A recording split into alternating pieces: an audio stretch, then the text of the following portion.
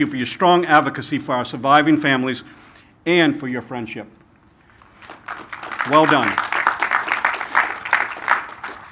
Next, we have Sheriff Michael Atkinson, Jr., Acting Chairman of the FirstNet Board. We thank him for his leadership in being here with us today. We're also grateful to have Cornelia Sigworth with Axon as their Director of Law Enforcement Outreach, and Scott Andrew, the President of FirstNet and Public Sector Mobility with AT&T. We're grateful to both Axon and FirstNet for the years of support of this event and the families we honor here today. David Rausch is the President of the International Association of Chiefs of Police, one of our most important law enforcement partners. And he's also here with us today, and we thank him.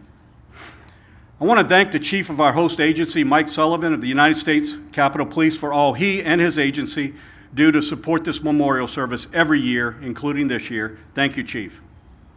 And Glenda Lehman, President of the National Fraternal Order Police Auxiliary, will be welcoming you in just a few moments in this program. Turning now to my far left, please welcome House Sergeant at Arms William McFarland, Acting Director of the COPS Office Corey Randolph, and U.S. Associate Attorney General Stanley Woodward. Next, help me welcome Daniel Salter, Deputy Administrator of the Drug Enforcement Administration, Commissioner Rodney Scott of the U.S. Customs and Border Patrol, and Tom Holman, our America's Border Czar. We're grateful to have all of them here with us today. Next, join me in welcoming Robert Sakata, our newly confirmed Director of Alcohol, Tobacco, Firearms, and Explosives, and FBI Director Kash Patel, a strong advocate for the men and women in law enforcement. We're also grateful to have with us today the United States Acting Attorney General Todd Blanche, our nation's top cop. Thank you for your leadership, sir.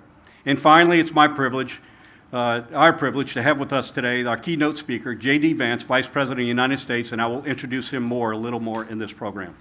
Please join me with a round of applause for our guest on the dais.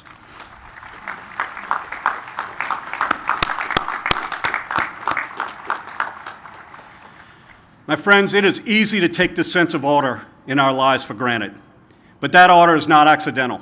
It's provided by men and women who place themselves in harm's way in the service of others.